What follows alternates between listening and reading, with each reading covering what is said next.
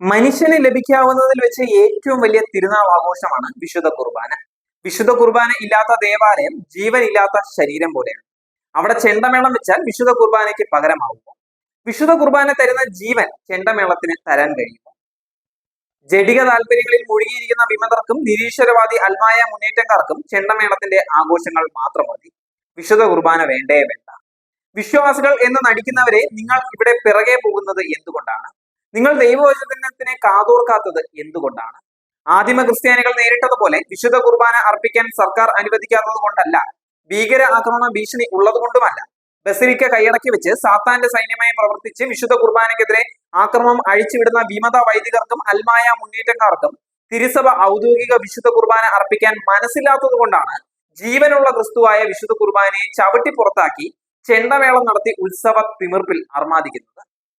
ഇതാ കർത്താവിന്റെ ദാസി എന്ന് പറഞ്ഞ് ദൈവഹിതത്തിന് സമർപ്പിച്ച് കീഴടങ്ങി എളിമയുള്ളവളായി ജീവിച്ച് പരിശുദ്ധ അമ്മ ഈശോ പറഞ്ഞതുപോലെ അനുസരിച്ച് ജീവിക്കാൻ മനുഷ്യ മക്കളോട് പറയുന്ന പരിശുദ്ധ അമ്മ, ആ അമ്മ രക്തക്കണ്ണീര് പൊഴിച്ചത് വിശുദ്ധ കുർബാനയെ ഉപേക്ഷിച്ച് ആഘോഷങ്ങൾക്ക് പിറകെ പോയി ഈ ലോകത്തിന് അനുരൂപരായി ജീവിക്കുന്ന എറണാകുളം ബസിലിക്കയിൽ അനുസരണക്കേടിന്റെയും ദുർവാശിയുടെയും ദുഷ്ടരൂപികളെ ആരാധിച്ച് ദേവാലയം അശുദ്ധമാക്കുന്ന വിമതരെയും അൽമായ മുന്നേറ്റക്കാരെയും ലൗകിക നേട്ടങ്ങൾക്ക് വേണ്ടി അവരുടെ പിറകെ പോകുന്ന അല്പവിശ്വാസികളെ പ്രതിയുമാണ്.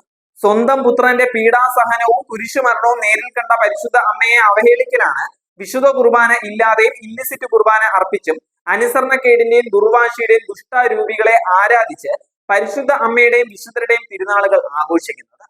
വിശുദ്ധ കുർബാന അർപ്പിക്കാൻ പറ്റാത്ത വിധത്തിൽ ആക്രമം അഴിച്ചുവിട്ട് ദേവാലയം അശുദ്ധമാക്കുന്നവർ നടത്തുന്ന പേക്കൂത്തുകളിൽ പങ്കെടുക്കാൻ പോകുന്നവരെ നിങ്ങൾ നിങ്ങളുടെ കുടുംബത്തെയും തലമുറകളെയും പിശാചിന്റെ ബന്ധനത്തിൽ ആക്കുകയാണ് ചെയ്യുന്നത് എന്ന് മനസ്സിലാക്കിക്കൊള്ളുക.